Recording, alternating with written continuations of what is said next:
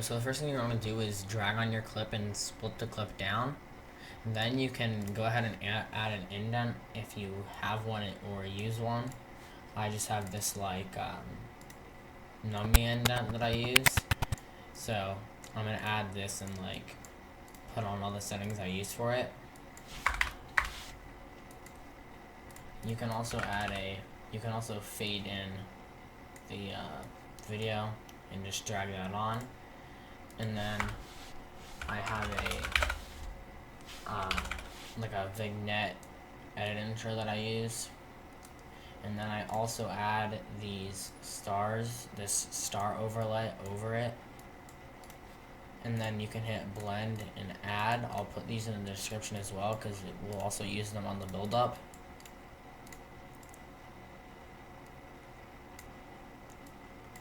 And then I'm going to transform, fit these to frame. And then I'm going to get hue colorize to change the color of them.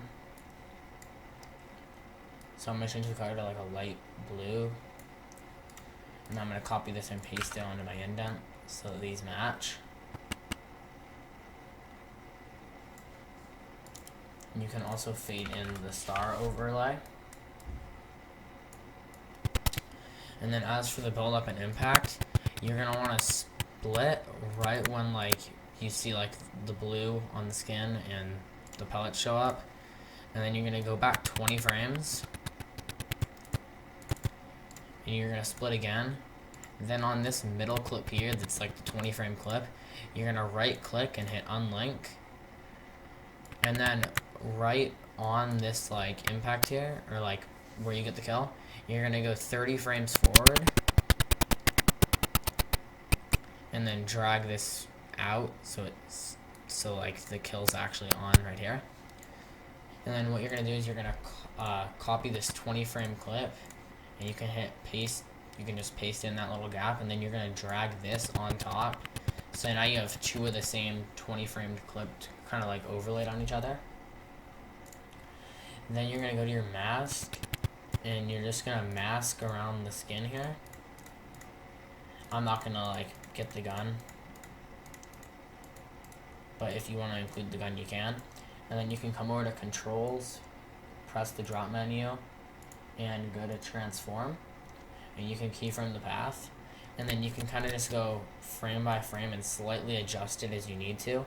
It doesn't have to be perfect because we're going to change the feather strength, so it doesn't have to be like a perfect mask. You can kind of just do like a rough mask and kind of just make sure everything's in line, and then you can just like slightly adjust it as you need to.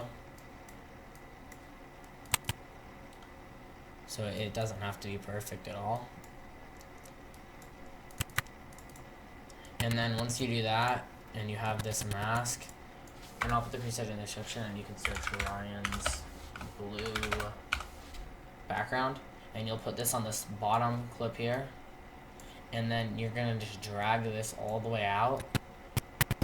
So then you still have your like masked clip up here, and you're gonna put on Ryan's blue buildup. And then, now that you have this on here, you're going to go to mask, hit the drop menu, go into shape, and turn the feather strength up to either like anywhere between 270 or 250 and like 300 will work good.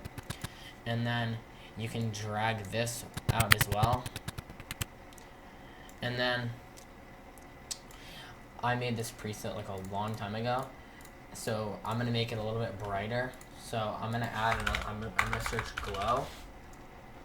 And I'm just going to put the glow on this top clip.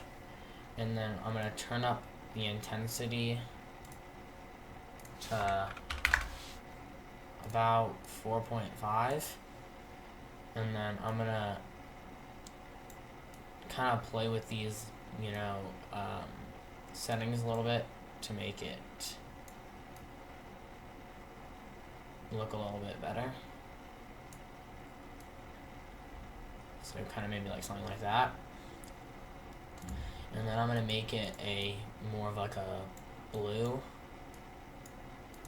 And then I'll probably turn the intensity down to like 3.5 maybe. Maybe do like 4. And then I can turn these up a little bit. And then I'm gonna kinda turn this up and this just to kind of make it blend a little bit better.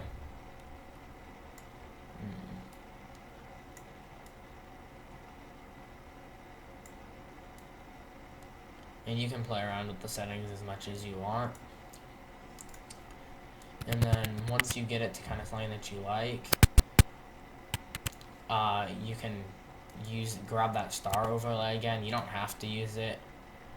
I usually don't, but I'll put it on so you can see what it looks like. And then you can just, you can remove the fade if you copy and pasted it from an indent. And then you can just have it go on there. It's not even that noticeable. And then as for the impact, I'm going to turn down the volume, and I'm going to add this over edit gun sound effect that I'll also put in the description. And then how you're going to want to use it is there's this little, if you like zoom in to like the big kind of like mountain of like the graph, there's this little like kind of dip right there, and you're going to want that dip to be lined up with the thing, the impact. So I'm just going to move it over a little bit so it's lined up. And then for the impact, you can just search Ryan's Blue Impact and put this on. And then I made this a while ago, so it's kind of old. I'm going to turn the saturation all the way up so it's nice and blue. And then once you have this, it's pretty much done. You can play it back and it'll probably be a little bit laggy if you haven't rendered it yet. But if you try to play it back, it'll look something like this.